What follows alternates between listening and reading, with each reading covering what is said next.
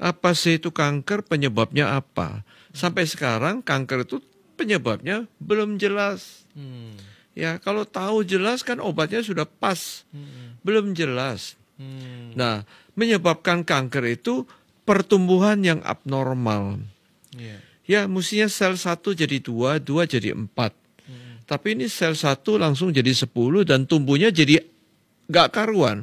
Mesti normal jadi sel yang normal. Ini selnya jadi bentuknya aneh-aneh, akhirnya menjadi tumor yang besar, tumbuh kemana-mana, akhirnya menyebabkan kematian. Nah, itu kanker.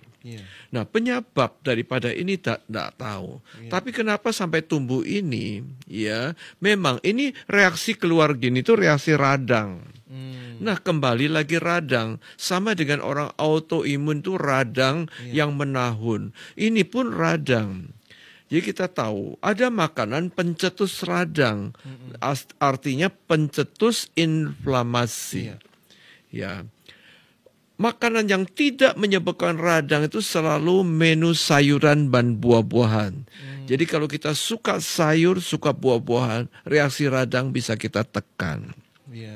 Lalu kita tidak bisa makan hanya sayur, buah. Itu hanya antioksidan, vitamin, mineral, dan serat. Dari mana karbonya? Dari mana proteinnya? Dari mana lemaknya? Makan kita harus ada karbo, protein, lemak, dan fiber. Fiber sudah. Nah, karbo kita cari karbo yang bukan olahan. Supaya tidak jadi kanker. Olahan itu misalnya dikatakan nasi semakin putih semakin diolah kan. Roti semakin putih semakin diolah. Cari yang roti, misalnya roti gandum lebih sehat jadinya ya. Jadi nasi mungkin nasi beras merah lebih sehat ya. Itu karbo. Jadi kalau diolah-olah karbo itu menjadi kue, cookies, jadi macam-macam, french fries, itu tepung-tepung yang diolah.